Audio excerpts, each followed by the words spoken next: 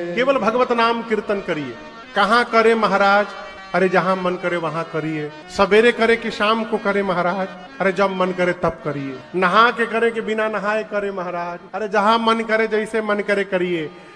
दिन में करे कि रात में करे महाराज? मैंने जानते हैं क्यों जीव प्रश्न करता है, कैसा हूं महाराज मना कर दे, बस जपे के ना पड़ो बस। गोस्वामी जी मालूम है क्या बोले? गोस्वामी जी बाबूजी चौपाई का दर्शन करिए। बाबा कहते हैं गोस्वामी जी, भाय कुभाया अनख आलस नाम जपत मंगल दिसि भाव से बोलिए। कैसे? अरे बोलिए भाव से। कैसे? भाव से। कुभाव से। कैसे? भाव बुझाता? भाव बुझाता? भाव अभी गा रहे थे, सीताराम सीताराम सीताराम सीताराम सीताराम सीताराम सीताराम सीताराम, ये भाव से। अब कुभाव से किसी का मन नहीं है कीर्तन करने के लिए और उसको बरबस दिखाकर डरा कर बिठा दो, वो सीताराम सीताराम सीताराम सीताराम सीताराम। कुभाव से, क्रोध से, बहुत सीताराम सीताराम गाने वाले भाई, सीताराम सीताराम ऐसे। और चाहे आलस में सवेरे उठने के बाद सीताराम। गोस्वामी जी कहते भाव से गाओ, चाहे कुभाव से गाओ, क्रोध से गाओ, चाहे आलस से गाओ, किसी भी प्रकार से यदि मुख से भगवान का नाम निकलेगा तो नाम जपत मंगल। कहां? दिशि दसहूं, दसों दिशाओं में जहां भी आप रहिएगा, किसी भी प्रकार मुख से भगवत नाम निकले आपका मंगल ही मंगल होगा। 10 गो दिशा मालूम है कहां कहां है? पता है बाबू? 10 गो दिशा पता है?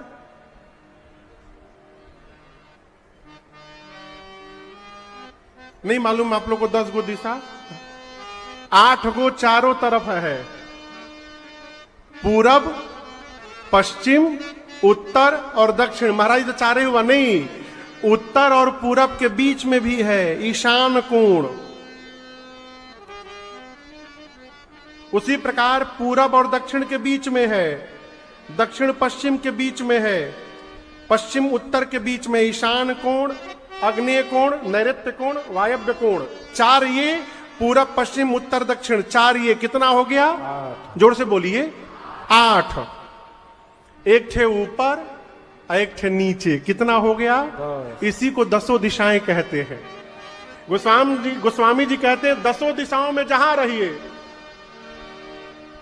पूरब पश्चिम उत्तर दक्षिण रहिए, चाहे कोना में रहिए, ऊपर हवाई जहाज में रहिए, तब न जाइएगा ऊपर, ऐसे कहां पहुंच जाइएगा। यदि आप हवाई जहाज में रहिए और चाहे नीचे कोयला के खदान में रहिए, हाँ, धनबाद में खदान है तब ना नीचे जाइएगा, ऊपर रहिए चाहे नीचे रहिए, जहां भी रहिएगा, जैसे भी भगवत नाम का जप करिएगा, आपका जीवन में मंगल ही मंगल होने वाला है। ये भगवत नाम की महिमा।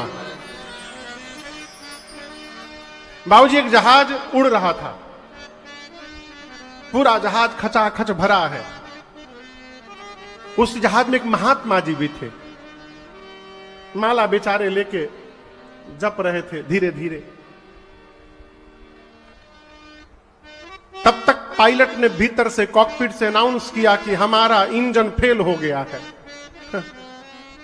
अब इंजन फेल हो गया है, मेडे मेडे सुनाई पड़ जाए ना हो तो मेडे हो जाए।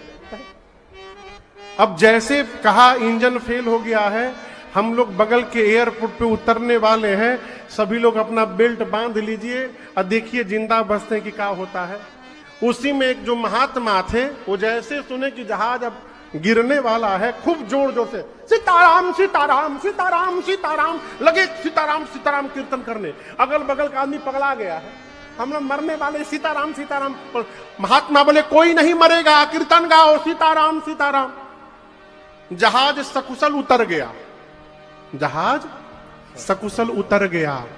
उतरने के बाद सभी लोग महात्मा से बोले, ये बताइए हम लोग इतने डरे हुए थे और आप इतने मस्ती से सीताराम सीताराम कीर्तन करने लगे। बोले ये उपाय है मेरा बचने का। बोले वो कैसे? मैं जानबूझ के सीताराम सीताराम कीर्तन करने लगा। क्यों? यदि मर जाऊंगा तो मुख से सीताराम सीताराम निकलता रहेगा, और सीताराम सीताराम कहते यदि प्राण चल जाए तो भगवान को मुझे अपने धाम बुलाना पड़ेगा।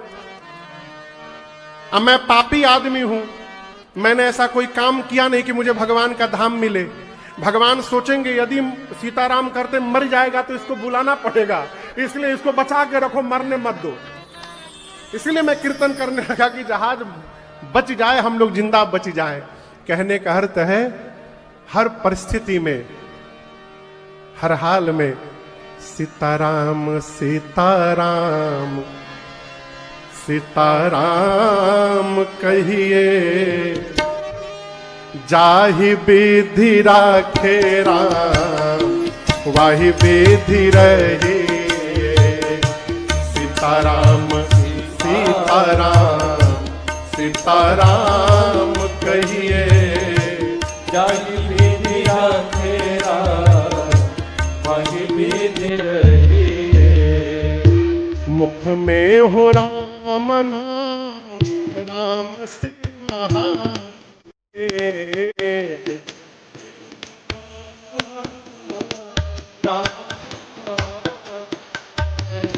तू अकेला नहीं प्यारे, राम जी तेरे साथ में। तू अकेला नहीं प्यारे, राम जी तेरे साथ में। विधि का विधान जान, हानि लाभ सहिए।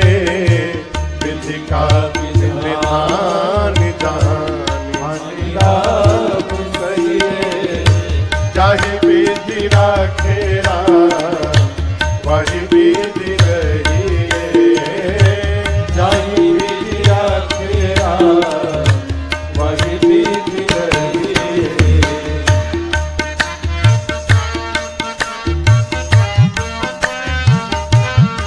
कई लोग कहते कि हम अच्छे हैं, अच्छी बात, अच्छा ही कहना चाहिए अपने को। बाबूजी हम अच्छे हैं, लेकिन कई लोग कहते हैं कि हम ही अच्छे हैं, ये बहुत बुरी बात है। इसी को अभिमान कहते हैं। साधक कहता है सावधान रहियो जीवन में। क्यों? या अभिमान तो फिर मान नहीं आएगा। या अभिमान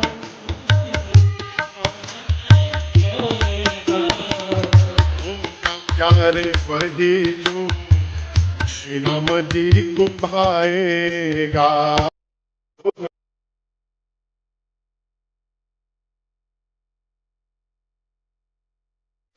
फल आशा त्याग शुभ काम करते रहिए। त्याग शुभ काम करते रहिए।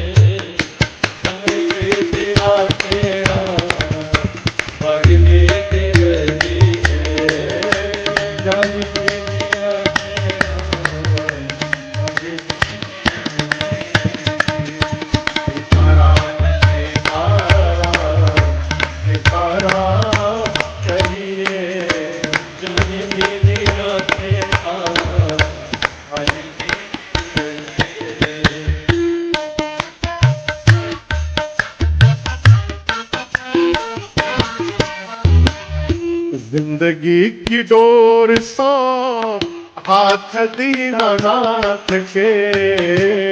जिंदगी की डोर सो हाथ दीनानाथ के।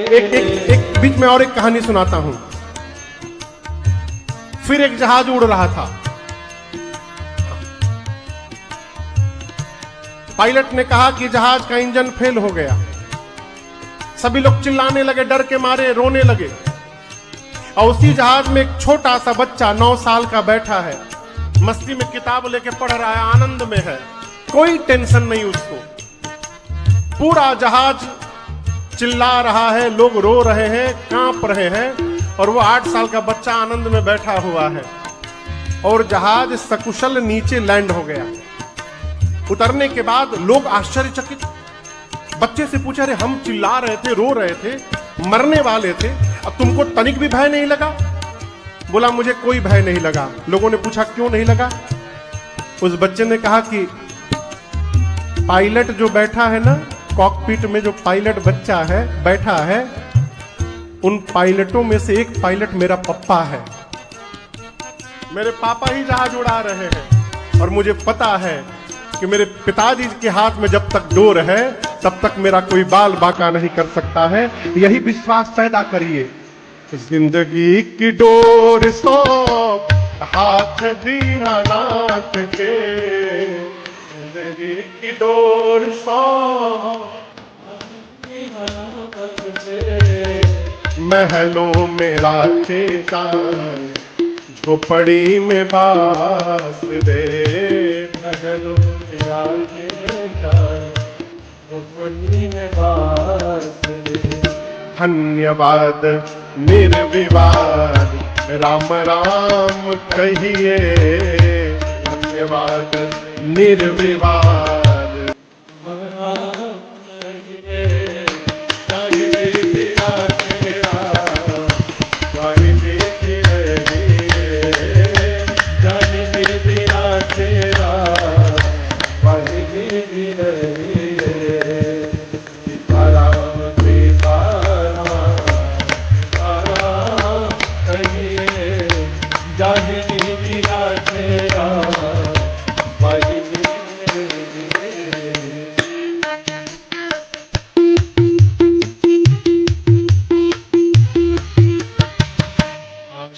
एक राम जी से जिया छोड़ दे,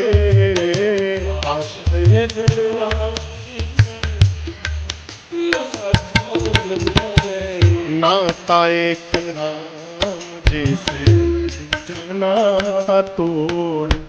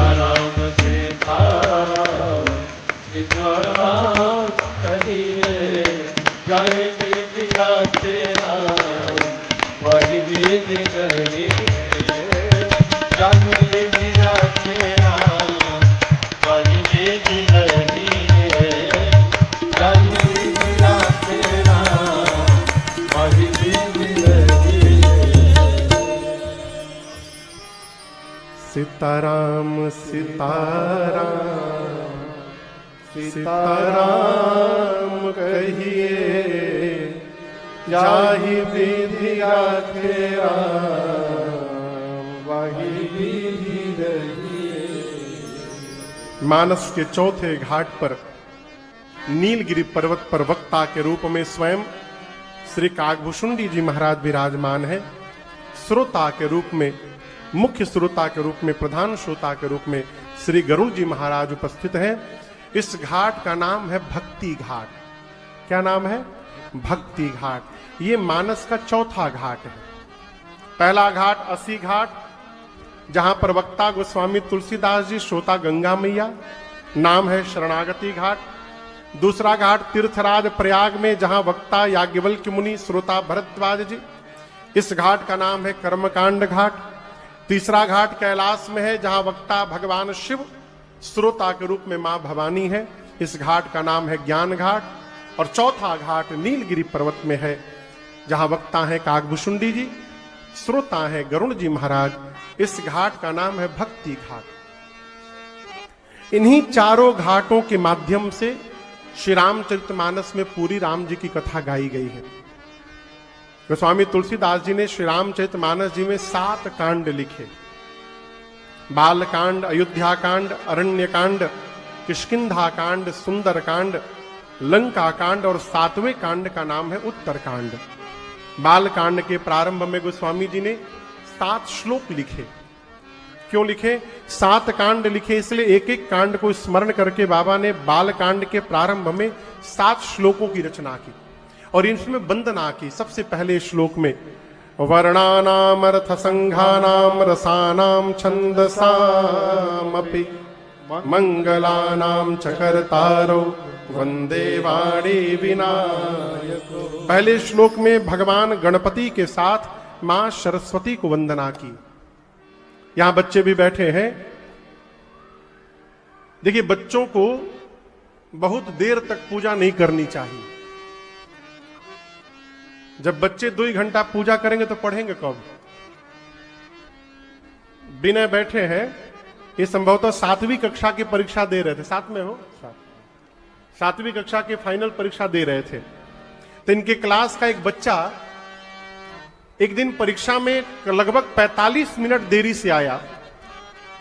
कितनी देरी से? 3 घंटा का परीक्षा, 45 मिनट देरी से आया। टीचर ने पूछा, इतनी देरी क्यों किए तुम? बोला, गुरुजी मुहूर्त बना रहा था। बोला, कैसे? तो हमारे घर में कुछ भी शुभ काम करने जाते तो दही खा के जाते हैं, तो घर में दही खत्म हो गया तो मैं बाजार चला गया था दही खाने के लिए।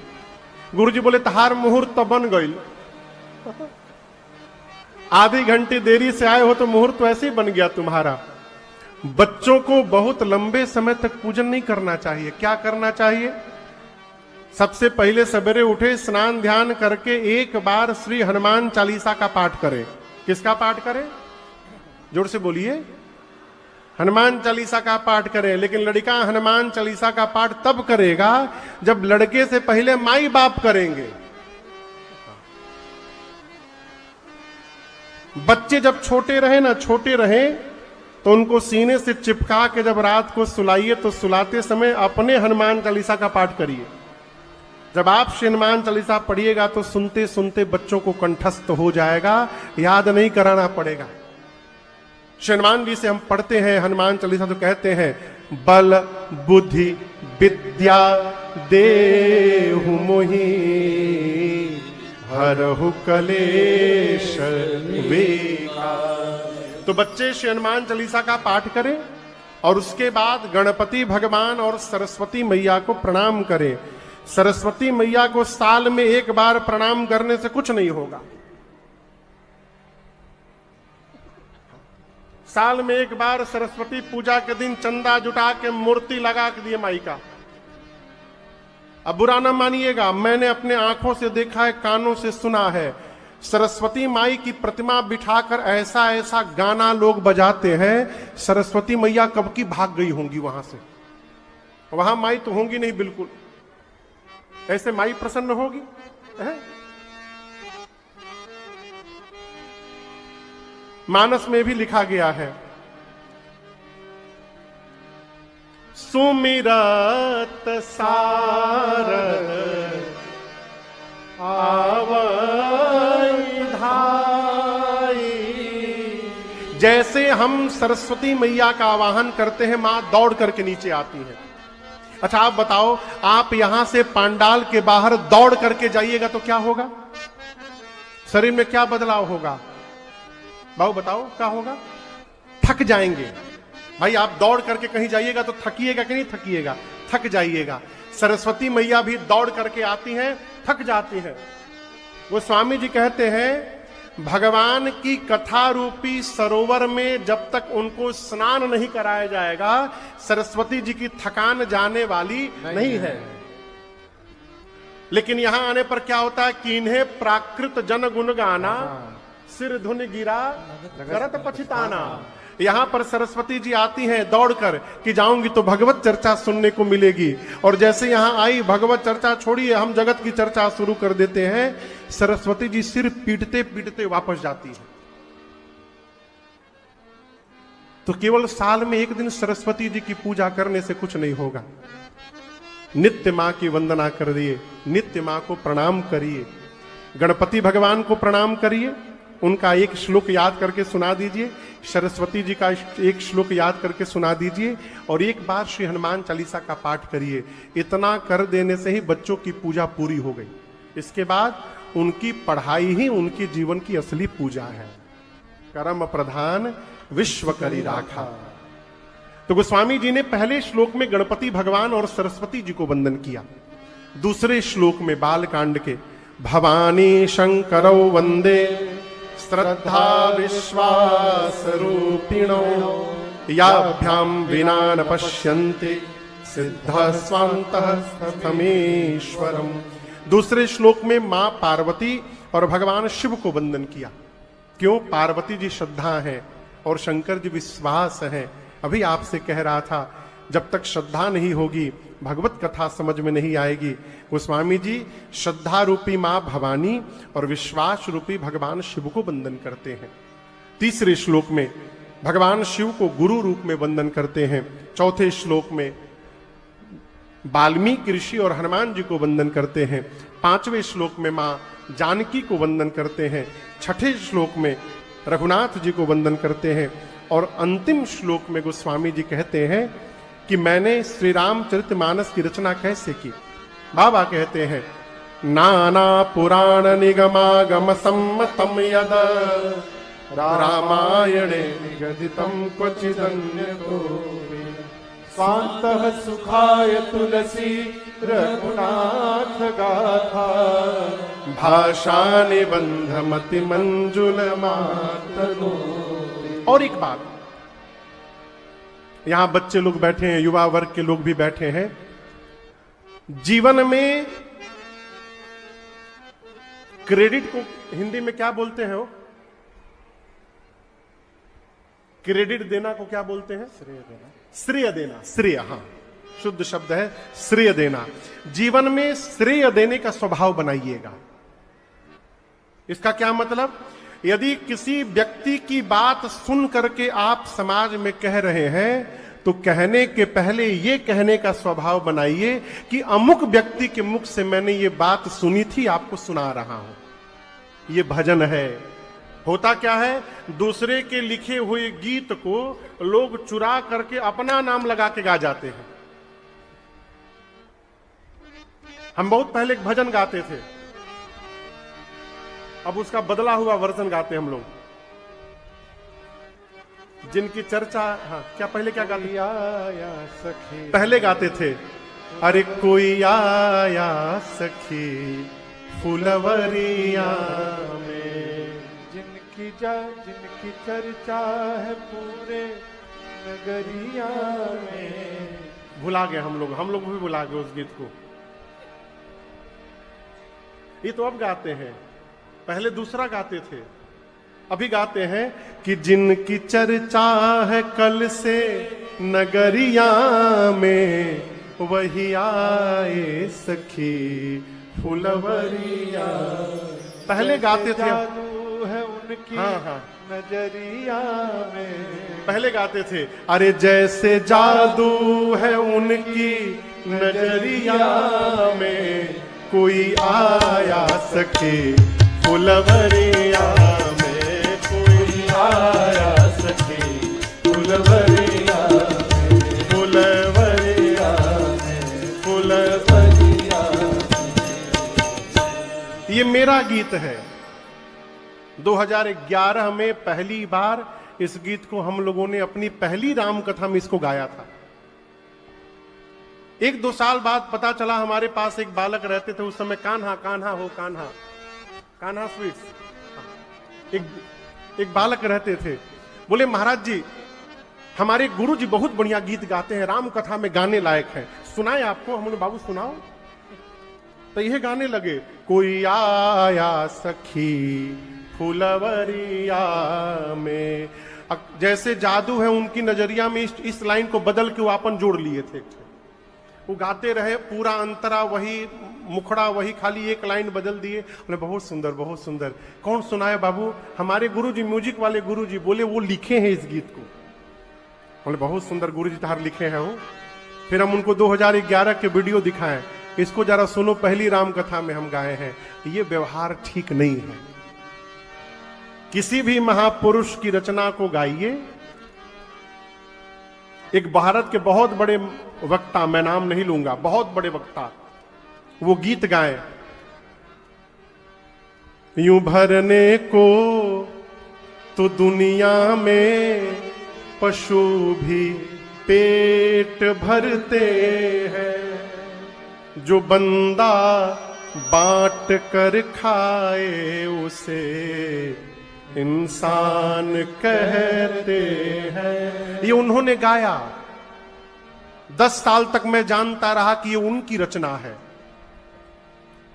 परंतु जब प्रातः स्मरणीय परम पूज्य श्री पथिक जी महाराज की किताब पथिकोद्गार मुझे प्राप्त हुई और उसको जब पढ़ना शुरू किया तो उसी के भीतर ये भजन था और उसमें लिखा था, यूं भरने को तो दुनिया में पशु भी पेट भरते हैं, पथिक जो बांट कर खाए उसे इंसान कहते हैं। अब वो बहुत बड़े वक्ता क्या किए, पथिक जी का नमुए खा गए। पथिक जो बांट कर खाए उसे इंसान कहते हैं, इसको बदल दिए, जो बंदा बांट कर खाए उसे इंसान कहते हैं। जब मैं पढ़ा तो मैं तो एकदम कांपने लगा, इतना बड़ा अपराध ये जीवन में भूल कर भी न करिएगा। किसी के द्वारा सुनी हुई बात उसके नाम को लेकर बताना चाहिए। मैं क्यों कह रहा हूं, श्री रामचरितमानस के रचयिता पूज्यपाद गोस्वामी तुलसीदास जी महाराज इस बात की घोषणा करते हैं कि मैंने इस ग्रंथ को कैसे लिखा है। नाना पुराण निगमागम सम्मतम यद रामायणे निगदितम क्वचिदन्यतो। गोस्वामी जी कहते हैं नाना पुराण, 18 पुराण से, 4 वेद से, निगम आगम 6 शास्त्र से और इनके अलावा जितने रामायण मैंने सुनी है, इन सभी ग्रंथों के सार तत्व को निकाल करके और मैंने श्री रामचरितमानस में रखा हुआ है। इस श्लोक का अर्थ है कि आप केवल घर में रामचरितमानस को पढ़ने का स्वभाव बना लें तो 4 वेद, 18 पुराण, 6 शास्त्र, सभी ग्रंथों को पढ़ने का फल केवल और केवल रामचरितमानस पढ़ने से प्राप्त हो जाएगा। इसमें लेश मात्र भी संशय और शंका नहीं है। इसलिए स्वभाव बनाइए, 1 घंटा 2 घंटा नहीं, 5 मिनट पढ़िए। 5 मिनट भी समय नहीं है तो 1 चौपाई पढ़िए। अभी हम किसी के घर गए थे, भारत में कि भारत के बाहर की घटना मुझे स्मरण नहीं है, उनकी बात मुझे बड़ी अच्छी लगी। बोले महाराज हमारे डाइनिंग घर, जहां डाइनिंग टेबल है वहां एक स्थान बना के रामचरितमानस रखा हुआ है और मेरे घर के नियम है किसी को भी